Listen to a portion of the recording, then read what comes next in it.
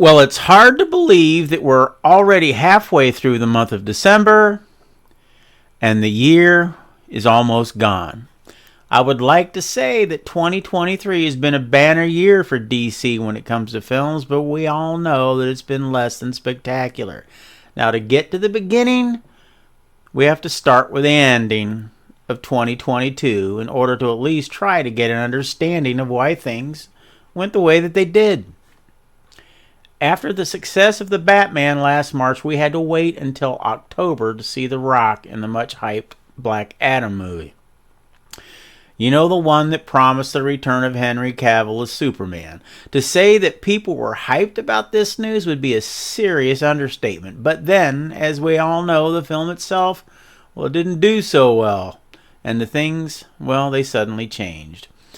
After having Cavill do promo upon promo for his return and the promise of future Superman-related films, the powers that be at WB had a sudden change of heart and, well, pulled the rug out from underneath his feet and decided to find another actor to carry on the role. Fans, well, they weren't happy about it at all, especially after the movie Batgirl was scrapped for a tax write-off back in August. DC fans were left confused, and some were left pretty pissed off. They felt cheated, and they felt lied to. And then the news came out on November 1st of 2022 that James Gunn and Peter Safran had been appointed as co-CEOs of DC Studios. Gunn, fresh off the success of directing MCU's highly successful Guardian of the Galaxy series, and Safran, known for producing hits like Shazam, the Conjuring series, and the first Aquaman movie. There were quite a few people that were excited about the news, and yet there were others, well, not so much. A division started to grow. Those that were promoters of the new Gunn-Safran team, and those that were and still are loyal to what Zack Snyder began and wanted to see finished. Through 2023, that division has only increased. With social media fanning the flames, Snyder fans and Gunn fans alike go at it not weekly, not daily, but by the minute. It's a passion that I myself don't think I've seen ever in entertainment, and if I'm wrong, I'd like to hear otherwise. DC, well, started out 2023 with Shazam! Fury of the Gods in March. The movie had a lot of high hopes riding on it. Those hopes, well, they were soon diminished as it performed miserably at the box office. Rumors of scrapped cameos of Affleck's Batman, rumors of Cavill's Superman began swirling, and the one cameo that did make it with Gal Gadot as Wonder Woman, well, it came off as just plain silly and as forced comedy. Next up in June, we have what was referred to by none other than James Gunn himself, one of the new co-CEOs of DC, and I quote, one of the greatest superhero movies ever made. And that, my friends, as we all know, was none other than The Flash. One of the most overhyped, overpriced, overpromoted, horribly CGI'd, and horribly thought out CBMs ever made. First of all, the on-again, off-again promises of cameos were simply obnoxious. First Ben is in, then he's out, then he's back in again, only to be eventually phased out somewhere in the film. Then Cavill is in, then Cavill is out, then he's in again, then he's out, but wait, he's in again, but only as a horribly comedic CGI version of himself. And please don't get me started on the blasphemy done when they CGI'd in a cameo of the late, great Christopher Reeves, and then continued with a CGI'd Helen Slater as Supergirl. Cuts of Adam West's Batman, George Reeves' Superman, and the icing on the aforementioned CGI cake, the incredibly awful CGI'd Nicolas Cage as Superman as fighting with a giant CGI spider. I mean, even Nick Cage himself said he had no idea what the hell that was because it sure isn't what he filmed. Oh, wait, I almost forgot. Let's not forget about those awful CGI babies falling from the sky. Then they used Gal Gadot once again as a comedy break for the film. that would include, and in doing so wind up ruining, what would be Ben Affleck's last outing as Batman by including him alongside Ezra Miller as Flash in some bat suit whose chest plate looked like it was made out of an old George Foreman grill. And while we're on the subject of Ezra, all of his or them or their whatever personal issues aside, I hated him in the role. One Ezra is enough, thank you very much, but two Ezras, man, I wanted to belt him through the screen. The neurotic whining and the arguing that he did with his other neurotic and whining self just simply had me wanting to consume mass quantities of Patron. But wait, there's more, my friends. Yes, they finally brought back fan favorite Michael Keaton after all of these years as Batman, and I must say it was very cool and emotional when you see him put on his bat suit for the very first time. You hear the Bat theme, you see the Batmobile, the Batwing, all very cool stuff. That is until the berries started turning into the Three Stooges -1. Keaton to me seemed underused and honestly bored, and to kill him off the way that they did was kind of messed up because everyone knows DC had plans to keep him on as Batman to build a Batman Beyond storyline, but apparently someone changed their mind on that one too and unceremoniously whacked him. Then if all that wasn't enough, someone had the bright idea to turn Aquaman, King of Atlantis, mind you, ruler of the seven seas and all that it encompasses, into a falling down, idiotic drunk who passes out on a sidewalk into a puddle face down, and why not? We don't have to worry about it. He won't drown. Get it? You know, he breathes underwater. And now, my friends, I think I have to mention Sasha Calle as Supergirl. She was outstanding in it, and I think it's a shame that they won't find a way to keep her around, seeing how her storyline was wrapped around Henry Cavill staying around and the two of them eventually teaming up down the road. Then now, on to the final rub of this film, the one that had everyone who sat through the entire film hoping for the proverbial light, hell any light at the end of one hell of a screwed up tunnel. You know, the one where we finally see who is taking over the mantle of Batman. Is it Affleck? Nope. Michael Keaton? No. Could it be, could a miracle actually happen and Christian Bale himself changed his mind and decided to put on the cowl one more time? Is it another actor that's been picked to carry on? Man, I can't stand the anticipation of it all. Drum roll, please. Wait. What the hell? George freaking Clooney? Where's that bottle of Patron? And after all of this, we were left waiting for the Blue Beetle, who in all honesty was, the movie was left with a bill of goods because, both writers and actors went on strike, so there was virtually no way to promote the movie. It was left to flounder like a fish out of water on its own, grasping for air for what money it could make, and it barely made any at all.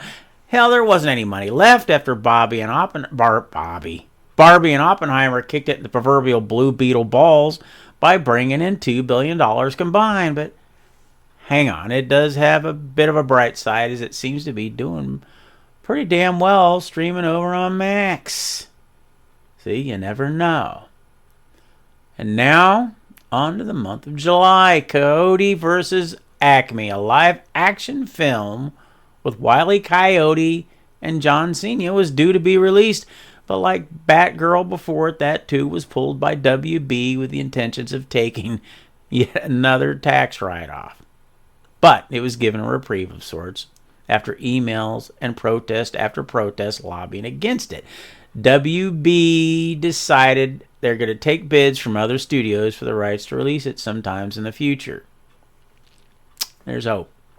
And so now we are left with Aquaman and the Lost Kingdom, the last film in the DCEU. The movie that's been riddled with rumors, release date change after release date change, script rewrite after script rewrite, and what has now become synonymous with the DC brand, cameo flip-flop after cameo flip-flop. Affleck, Cavill, Godot, all filmed cameos only to have them taken away on more than one occasion. Rumors of babies being killed, Arthur himself being killed, and Amber Heard being completely erased from the planet. Well, most of the movie anyways. And what scenes have been released, well, let's just say they're not impressing anybody very much. It's now expected to flop at the box office, which is sad when you take into consideration that the first one took in over $1 billion. But who knows, with this being released around the holiday weekend, anything can happen. And so, as I stated at the beginning of this year, 2023, for DC Films has been less than spectacular. And the year ahead, well, we have one live action film, period, and that will be the long-awaited follow-up to the Elseworld movie, Joker Folie à Deux. Other than that, there are several animated films in the works, but only one with a definitive release date, and that's Justice League Crisis on Infinite Earths Part 1. DC fans have been left numb and confused and let down for so long now that, well, it really gets hard to keep looking for any light at the end of that tunnel. We hear promises from James Gunn about the new DCU. We read about new castings almost daily now, and every one of them, well, they're wrought with controversy. On one side, it's Snyder fans feeling screwed over, and on the other side, there are the Gunn fans screaming, man, get over it, stop crying, move on. And then, as if all that wasn't enough, Zack Snyder himself finally admitted in an interview just a few days ago that yes, he would want to finish his Justice League universe after all. Provided, that is, if Netflix could acquire the rights to his version of the characters. Yes, it's vague. Yes, it's a stretch. Yes, it's highly doubtful that it will happen anytime soon, if at all, because of all that goes into making it possible, but that doesn't stop his fans from wanting it. They have, after all, been wanting it for quite some time and looking for any nugget of truth that he would even want to, and now that he has said that he does, and, well, the flames have been fanned yet again. For those that want it, and for those that simply hate the idea and want the idea to go away and let James Gunn take over, do his cooking. And I think, anyways, that's why Zack finally said that he would. Keeps the story going, keeps the desire to have it alive a major subject of conversation. It also keeps up the arguing and the debate going, and in a way that's not a bad thing, because what the hell else are we going to talk about when it comes to DC films over the course of the new up and coming year? We really don't have much to look forward to when it comes to watching anything, that's for sure.